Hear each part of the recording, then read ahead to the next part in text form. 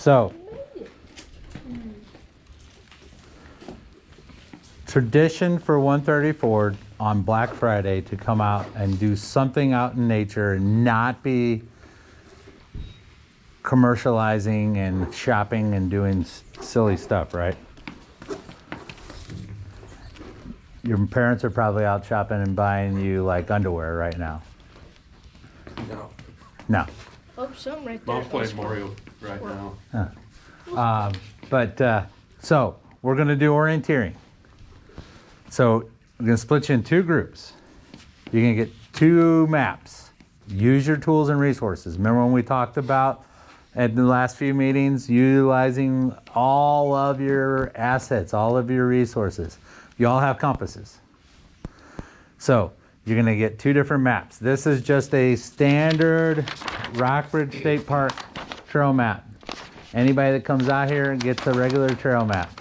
It's going to have all of your trails, all your colored trails. It's going to have all of your information, what you would normally have on a trail, what you can expect to see, generic, general stuff. May be helpful, may not be. You'll find it helpful in some ways. Then you're going to get your orienteering map. This is going to be the one you're going to use the most. What is some features about this map that are different than this one right away when you look at it? You can tell, yeah, the elevation. It's got some topographical features on it. It's got some different elements, right? Mm-hmm. So it's got some topo lines. What else does it have that this one doesn't have? Colors. Colors. What do the colors mean? What kind of land it is? How do you find out what they mean? Oh, like Legend. What's that called?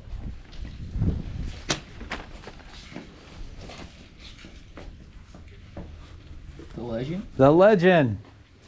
The man, the myth, the legend. So, use your map, check your legend, look for your things. As you're walking from your point to point, as you're going to your different areas, you check your legend and you see what this says. If it says it's a ruined defense, that crazy little symbol there is a ruined defense, and you cross something and you're like, hey, I think this is a ruined defense. We went too far. We shouldn't have crossed a ruined fence.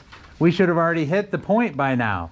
Stop, check your compass point, check your bearing, check where you're at, see what, if you've gone the right way, and get your information, and then, reset.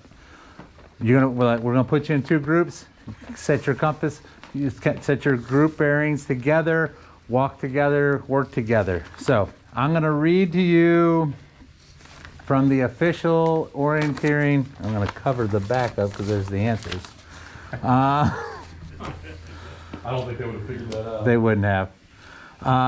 So the orienteering course at Rockbridge State Park has 30 markers. They're all numbered from 11 to 40 throughout the western portion of the park. Some of the markers are located along trails and are visible from trails.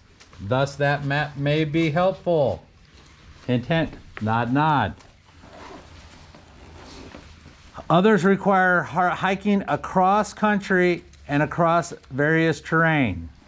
You can and will and should not be afraid to go off trail. Go trek through the woods. If you need to go busting through the woods, go off trail, go off trail. Visibility varies with vegetation. That's why it's best to do this at this time of year when there are a little less leaves. Doing an orienteering course in the middle of summer is tough. We've done it. Went down to Knob Nosser, tried to do one down there in the spring. That's a tougher course. It is tough to do when there's a lot of vegetation. It's going to be a little easier today with less vegetation out there. Generally the higher the number on the marker, the more difficult the marker is to find. So if you look on the map here, see the little circles with the numbers? Mm-hmm. That's what you're going to be looking for. You're going to be going to those numbers on those at those locations are posts, and I'm going to describe that in a second. And on those posts are two letters. When you get to that post, by the corresponding number up here, you're going to write those letters. I have the answer key that'll prove that you made it to that post. The higher the number, the more difficult it is to find. This area is a karst system. Anybody know what karst means? It's a karst typography. It means it's sinkholes. The ground tends to sink and drop. There's a lot of caves out here. They are really sneaky. There are a couple of these posts, there's a couple of these points that the post is actually in a sinkhole.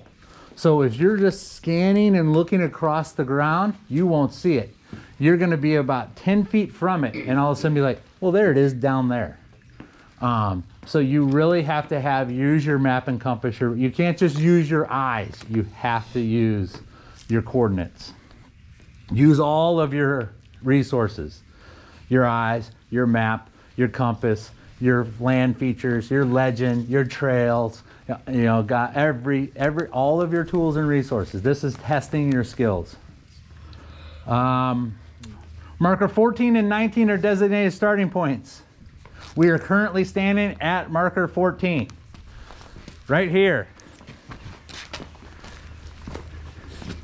is marker 14. This red and white is marker 14, and this is the first two letters. When you get your paper on 14, you can write CR. You've got your first one done. What does the red and white signify? That's a That start. It is a marker? Yeah, this is So a all marker. markers will be red and white Yep. like that? They'll all have colors. They'll all have two lines. And red and white indicates the starting or ending point. So this is the beginning point. So you will start right here as your beginning point, and with your map to point towards wherever you're going to go as your next. You're going to pick your next point where you want to head. That's the trail. So normally, when we do an orienteering course, I would give you a list of numbers. I would give you 30, 22, 18, 26, whatever. Just a random order of numbers, just to be a jerk, and make you march all across this park in a randomized way, and just craziness. But because you're not actually doing orienteering merit badge, you're just doing this for rank advancement, I want to see how many coordinates you guys can actually hit. How many letters you can fill out on this sheet. So we're gonna do this a little bit different.